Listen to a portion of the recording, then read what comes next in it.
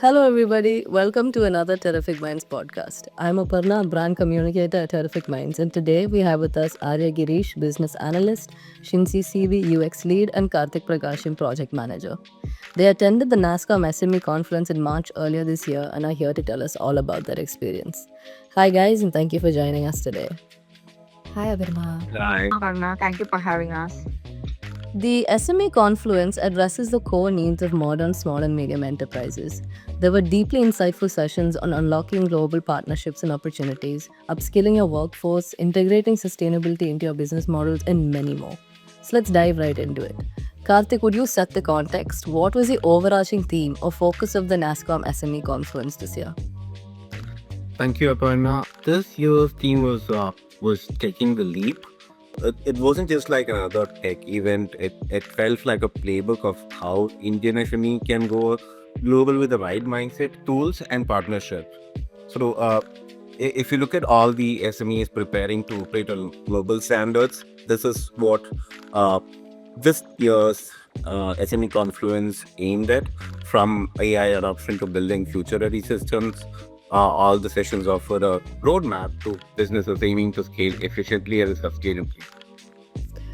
Thank you, Karthik. Speaking of partnerships on a global scale and incorporating AI into our work, Arya, did you notice any recurring advice or trends shared by multiple speakers across the sessions? Something that seems to be a top priority for the SME ecosystem?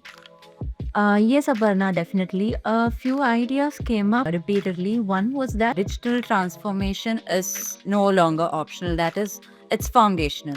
Whether it's migrating to the cloud, automating workflows, or integrating AI into operations, SMEs need to modernize to stay relevant. And another trend was that the shift from service based thinking to a product first and solution oriented models.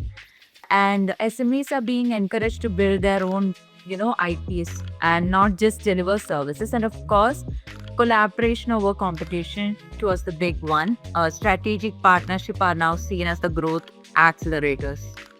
Thanks, Arya. I think that really summarized the whole event. All of you attended different sessions. I'd like to talk to each of you about that. Shinsi, you attended a session where Sumit Kulkarni spoke on high performance teams. What were some key takeaways from his perspective, and how do you think SMEs can practically implement those ideas in their organizations? The topic of high performance teams came up in a panel discussion by Sumit Kulkarni, Ramesh Krishnan, and Pratap K. Agarwal. So the panel talked about how each member needs to align on different values, aspiration, and autonomy for the team to become a high performance team. Each panel member had a different perspective on the concept. Some talked like an experienced leader who saw the need to manage each and every resource to build such a team, and others advocated the need for self growth amongst the employees. So, as a team lead, I was able to relate more to Sumit Kulkarni's thoughts on feedback loops. So, he talked about how constructive criticism in a psychologically safe environment is very important in building a high performance team, which is very true and something I have witnessed within my design team over the years. So, I believe in SMEs, this practice starts with managers and leaders who know the vision and end result. So, through effective communication and mentoring, they can build high performance teams with complementary skills, individual contributions, teamwork, and maybe some shared goals. And as a team lead, I'm sure there was a lot that you do from that session. Karthik, there was a fascinating conversation between Sriram Subramanya and Rajesh Warrior on bridging the gap between IT giants and SMEs. What stood out to you in that discussion, and do you see the collaboration landscape changing as a result? So let me start off with one perspective of Sriram's, which really caught my eye. He mentioned that people who use AI will take away the jobs of those who don't. So that's something that struck to me. Like, the whole conversation was basically about how SMEs should actually work closely with bigger organizations, wherein the SMEs today bring agility, deep specialization, and the ability to experiment fast. Meanwhile, the larger enterprises has the structure, the infra, the scale, and the market access to take the innovations global. So it's not about being better than the other, it's about how stronger they can work together.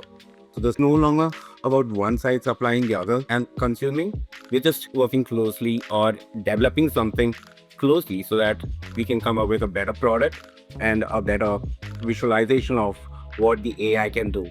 Okay, so there seem to be a lot of conversations surrounding collaborating with larger enterprises. Arya, Satish and I spoke about key account management, which is critical for scaling. What insights did you gather from his session that would help SMEs build more resilient, long-term client relationships? Key account management was like it's an approach to managing and growing relationship with strategic clients. So to achieve a long-term profitable relationships with your key clients, you must make consistent measurable contributions. One of the big takeaways was that growth isn't just about chasing more clients, it's about deepening the ones that matter the most. He stressed the importance of proactively identifying strategic accounts and building partnerships with them.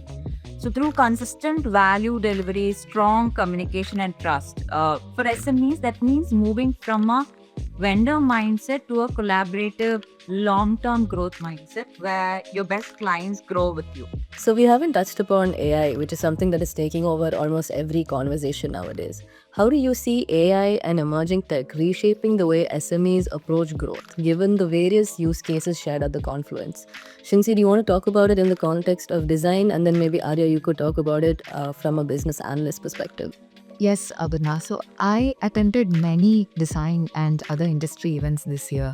And honestly, everybody had something to say about AI. A common thought amongst everybody was that you shouldn't fear AI, but embrace it and you will be riding the wave. So it's not about AI replacing you and taking your job, but it's about how those who use AI will do better than those who don't. So as a designer, I can see that every tool that we use is right now integrating AI, and there is no other way than to learn it. It has become a necessity for all of us to learn this stuff. So concepts like agentic AI was discussed in detail in the conference as well. So I think AI is going to become irreplaceable partner. Arya, do you want to give us your perspective as a BA? Yeah, sure. From a BA perspective, AI and emerging tech are shifting how SMEs define and approach growth. So it's no longer just about scaling headcount or entering new markets. It's about using intelligence to drive efficiency and make better decisions. So at the conference, we saw SMEs using AI for things like demand forecasting, customer support automation. For BAs, this needs rethinking how we capture requirements. We are now writing user stories that involve predictive models, data-driven KPIs, and so on. So the role is becoming more strategic. We are helping aligning business goals with what tech can actually do today. So it's not just what systems should do functionally. Okay, and we touched a little bit upon leadership when Shinsi spoke earlier. Karthik, were there any sessions that emphasized the role of people first leadership in SME success? Yeah, definitely. The conference highlighted the significance of people first leadership. The session focused on the need for SMEs to start investing in people upskilling, fostering inclusive workplace cultures, and promote mental wellness. While the technology can drive operational efficiency, it's the people who drive the innovation and adaptability with the organizations. Okay, so we spoke about upskilling and partnering with global enterprises. Shinsi, what are some strategies discussed that SMEs can adopt today to punch above their weight in global markets? There were some few concepts that was discussed in the event. So one would be leaning into AI for efficiency and scale. So using AI tools for customer support, operations, and even coding to do more with fewer resources was one thing.